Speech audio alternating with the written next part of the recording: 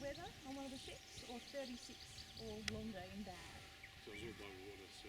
Yeah, all by sea. No roads down here until after 1900. So even with the first people coming down here to sort of start up the township, it was hard to get here. Very isolated community for a long time. I wanted to bring you here to tell you a little bit about the methods of punishment they use here in the prison, and it would vary depending on when you were here and what you did. So most punishments in the early years tended to be physical in nature. If you committed a minor offence, to take your blankets away in winter when it's cold, or reduce your rations, put you on bread and water, and perhaps lock you in a little cell for a couple of days, solitary confinement. For major offences, they have the leg irons that they can put on your ankles. These can range from anywhere up to 20 kilograms or more. And what they often do as well is add, not the ball and chain as we traditionally know it, but instead their own version. And they didn't use the ball and chain because they saw it as a huge waste of resources. Iron was expensive, they didn't see the point in attaching it to the legs of the convict. So here they would use something that we have plenty of in this area, which is of course a log of wood.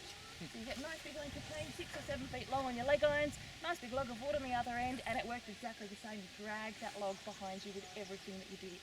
So it was still very effective, but far cheaper for the prison operator.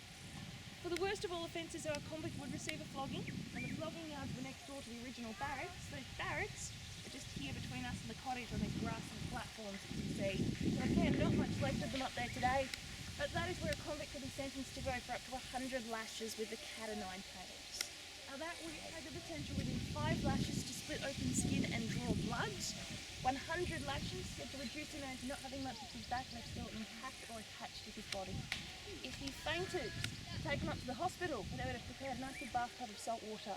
They dunked his back straight into it. It was the quickest way to wake him up. That way, bring him straight back down to the flogging yards and go on with the punishment. It was brutal. It was pretty horrific. Of course, it wasn't working very well. They're supposed to be reforming people, and instead they were making these men rail against the system even more. And so they abandoned floggings here in 1849, deciding it wasn't worth it, and they brought in this new and exciting method of punishment called separate treatments. It happened in this big grey building up here. It's called the separate prison. And the idea with separate prison and the separate treatment system is that you take a man away from all distractions for a long enough period of time. He'll then be forced to look inwards. He'll have to examine his own sinful ways of life, and eventually he'll just reform himself. So again, it's one of those lovely theories that in practice just was so far from what it was supposed to be. In this building, you can expect to be locked in a cell for 23 hours a day in total silence and solitude. You have a cell just big enough to sleep in and do a job, because you've still got to be a productive member of the prison. So you've still got work to do while you're in there. But also give you a Bible to read so you can reflect on your ways of life if you knew how to read.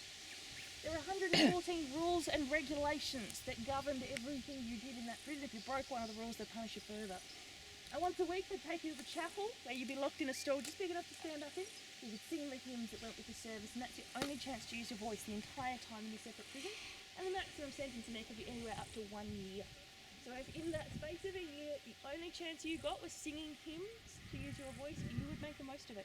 And at one point they actually said that Port Arthur's separate prison had one of the best all-male choirs in Van Diemen's Land, because they would belt those songs out, because this was their one chance to hear their own voices, to actually make some noise. But as I said, if you did break any of the rules in there, you would be punished. They'd take you to a punishment cell, where men could legally be locked in total darkness and silence on bread and water for 30 days. More recent studies starting to show within about 48 hours in those conditions, some people would already be starting to hallucinate. It was based on the Pentonville prison back in England. Pentonville actually scaled back their system after a while, because they admitted they're producing what they describe as an above average level of insanity amongst their inmates. Port Arthur only ever admitted to 1 case, and that meant they didn't have to scale back their system here. They could continue as they were going. And unfortunately, they did end up having to widen and pad a lot of the cells in a separate prison. And then to the left here, you've got the yellow building. This is the one they called the lunatic asylum.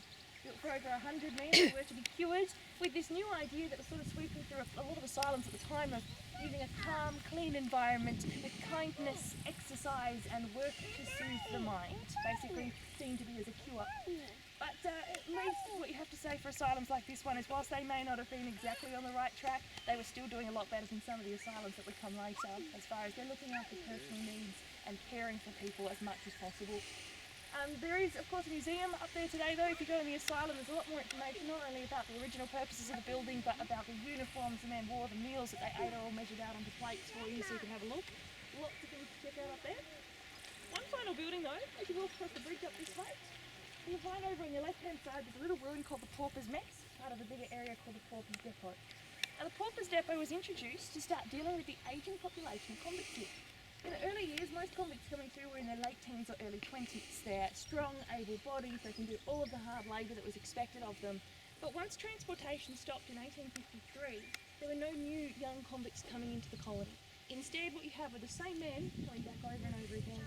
And some of the men that we know of ended up spending 45 plus years of their lives in and out of the prison system. Do you imagine what happens when you take a man like that, put him on the streets of a place like Hobart and say, well, there you go, have your freedom, have a nice life? Most of these men went out totally incapable of looking after themselves, and so the easiest thing to do when you're in that situation is commit another crime, come back home to prison. Because like it or not, in prison or not, this was their home, this is what they used to. And so the authorities recognised this as a problem, decided they wanted to do something to stop these men from contributing to the crime rates, and so they built the Paupers Depot as a place the men could choose to remain if they wanted to. You didn't have to be a convict, but there were very strict rules you had to live by. You still had to work if you were able to, but smaller jobs like gathering firewood and working the vegetable gardens that they had up there. The flip side of it was that the officers by this stage knew these men very, very well. And so they would often write in their journals about abandoning their families on a Wednesday evening, coming down to the Paupers Mess Hall and having entertainment evenings, putting on performances, swapping library books. So there's a very different side for prisons history up there. Sadly, it is usually the most overlooked part of the history, but it's worth going and taking a look at it to get a chance. But in 1877, they did close Port Arthur down after 47 years of operation, and after it closed, it became the township of Carnarvon. Because they renamed it because no one wanted to live in a town called Port Arthur. Everybody knew what that name means. And so they tried to forget about the history. The big bushfires came through, doing a lot of damage here. But at the same time that everyone's trying their very, very best in this area to forget about convicts, people from outside of this area were fascinated. They'd always heard about Port Arthur growing up, and suddenly they could come here. And so 3 months after the prison first closed, December of 1877, the first steamship pulled into our harbour out here carrying 800 day trippers from Hobart. Basically, it never stopped. We've now got a longer history of people like yourself coming here than there ever was of the prison itself. And in fact, going on a guided tour is now part of the living history of this place, because the original tour guides who met those people off that first ship and took them around this prison telling the stories of life on the inside were the men from the Paupers Depot. They got a new reason to look around their own home. And of course, for a small price, they showed the scars on their backs where they've been killed. So the tour guiding side of things has been going on for a very long time here now. It has changed through over the years. By the 1920s, there were so many people coming here, so much interest in this place that the residents of Carnarvon realised it wasn't going anywhere, and so it actually changed the name back to Port Arthur. By the 1970s, they had repurchased all of the land gradually over a long period of time. The residents had sort of moved to the outskirts around what's now the historic site, and a huge conservation project started here in the 80s, where teams of builders were brought in to do as much as they could to restore the buildings and stabilise the ruins. But just 6 years ago, we finally got World Heritage status for Port Arthur and 10 other convict sites in Australia. And we have so many projects planned for the near future. You'll find that even one of them happening at the moment behind the penitentiary. We've got an archaeological dig going on where they're uncovering what's called the ablutions block. It's all the toilets and the day room, all of that. And they're actually getting quite excited, finding lots of things out there. So it's worth popping by to have a bit of a look at that one as well.